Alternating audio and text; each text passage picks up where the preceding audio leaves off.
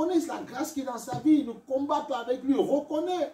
Voilà pourquoi ils avaient des miracles paf, paf, qui sortaient. Ils avaient des maladies terribles qui partaient. Parce qu'ils venaient du Seigneur.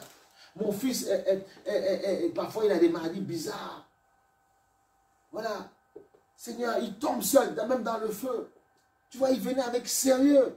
Il venait donner en Seigneur. Avec respect. Mais nous, parfois, les gens ils viennent à l'église.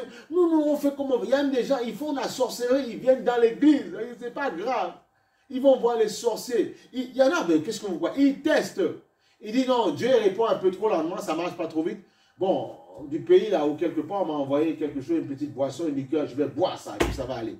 Ou bien on va aller faire un petit traitement et tout ça. Et puis ça ne marche pas. Ils se trouvent dans des problèmes. Parce qu'ils veulent mélanger Dieu et ça ne marche pas. Dieu est Dieu. Dieu a créé Lucifer qui est devenu diable aujourd'hui, qui inspire les démons.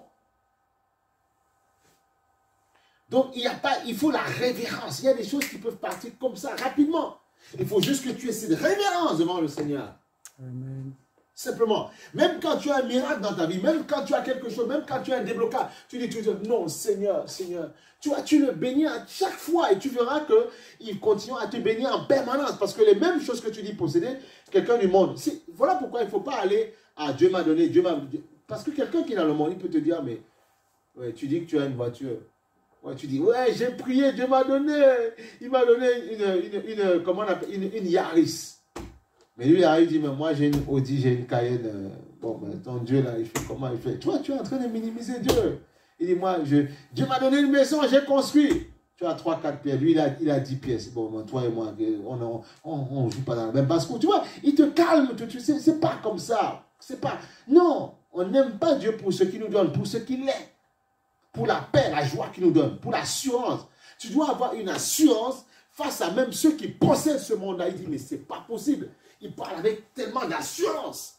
Il n'a pas besoin d'être dans un grand château. Mais il est heureux, il est tranquille, il est bien.